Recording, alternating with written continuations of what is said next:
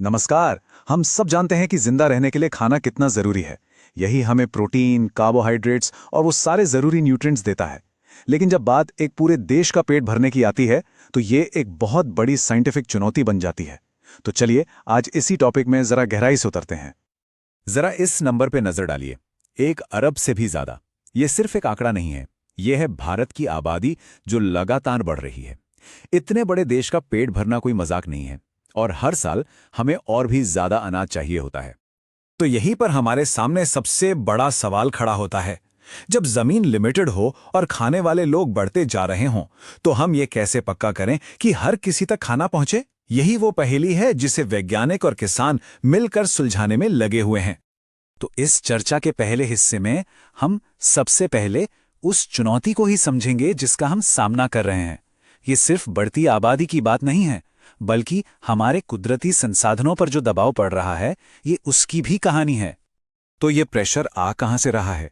देखिए, एक तो हमारी आबादी बढ़ रही है, दूसरा हम खेती के लिए और नई जमीन नहीं बना सकते। जो हमारे पास है उसी पर बहुत ज्यादा खेती हो रही है। तीसरा, ग्रीन रेवोल्यूशन जैसी कामयाबियों ने पैदावार तो बढ़ाई, पर हमारे पर्यावरण पर इसका गहरा असर भी पड़ा।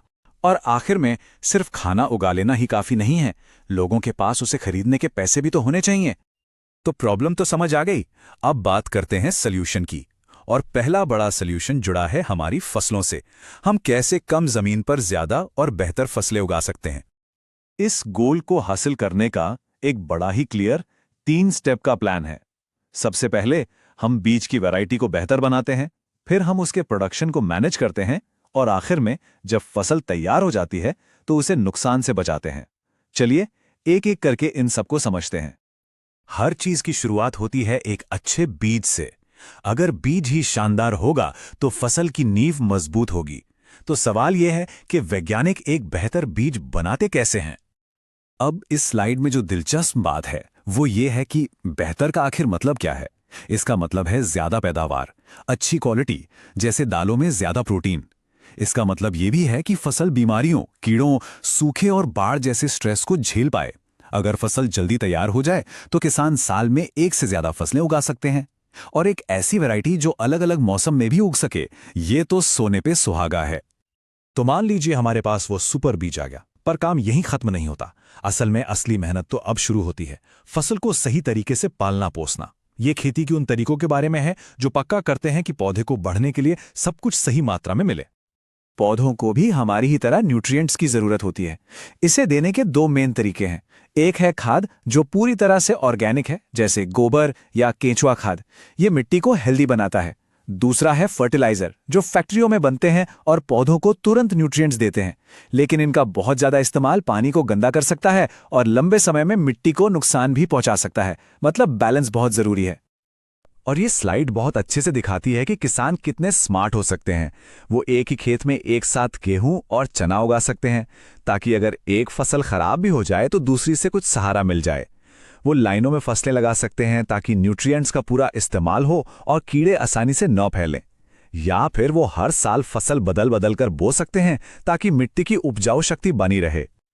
अब जब फसल लगभग तैयार है तो एक आखिरी और बहुत जरूरी काम बाकी है, उसे दुश्मनों से बचाना। फसल उगाने की सारी मेहनत बेकार जा सकती है अगर हम उसे प्रोटेक्ट ना करें। फसलों के 3 बड़े दुश्मन हैं। सबसे बड़े हैं खरपतवार, यानी वो फालतू पौधे जो पानी, धूप और न्यूट्रिएंट्स के लिए हमारी फसल से मुकाबला करते हैं। फिर आते हैं कीड़े, जो पौधे के अलग अलग हिस्सों को खा जाते हैं। और आखिर में है बीमारियां, जो बैक्टीरिया, फंगस और वायरस से होती हैं। इन सबसे अपनी फसल को बचाना बहुत जरूरी है। तो अभी तक हमने बात की फसलों की, लेकिन हमारी प्लेट में खाना सिर्फ पौधों से तो नहीं आता। अब बात करते हैं एनिमल हस्बेंड्री की, जो हमारी फूड सिक्योरिटी का एक और बहुत बड़ा पिलर है। तो एनिमल हस्बेंड्री का मतलब सिर्फ जानवर पालना नहीं है। नहीं, ये एक पूरा विज्ञान है जिसमें उनके खाने पीने, ब्रीडिंग और बीमारियों के कंट्रोल पर ध्यान दिया जाता है, ताकि दूध, अंडे और मांस का प्रोडक्शन बढ़ सके। पोल्ट्री फार्मिंग का ही उदाहरण लीजिए। यहां 2 बिल्कुल अलग अलग स्ट्रैटेजीज होती हैं। एक तरफ हैं ब्रॉयलर चिकन, जिन्हें मांस के लिए पाला जाता है और उन्हें ऐसा खाना दिया जाता है जिससे वो जल्दी बड़े हों। दूसरी तरफ है लेयर मुर्गियां, जिनका मेन काम अंडे देना है। इसलिए उनकी ब्रीड को खास तौर पर इसी काम के लिए तैयार किया जाता है। प्रोटीन का एक और बहुत जरूरी और सस्ता सोर्स है मछली, और भारत में मछली उत्पादन को बढ़ाने की जो बड़ी कोशिशें हुई हैं उसे ही नीली क्रांति या ब्लू रेवोल्यूशन कहा जाता है। और मछली पालन में भी एक बहुत ही कमाल का सिस्टम इस्तेमाल होता है जिसे कॉम्पोजिट फिश कल्चर कहते हैं। इसमें एक ही तालाब में 5-6 तरह की मछलियां पाली जाती हैं।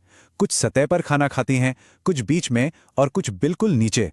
ये कुछ ऐसा है जैसे एक तालाब के अंदर ही एक मल्टी स्टोरी बिल्डिंग बना दी हो। नतीजा, खाने के लिए कोई लड़ाई नहीं होती और एक ही तालाब से कई गुना ज्यादा प्रोडक्शन मिलता है।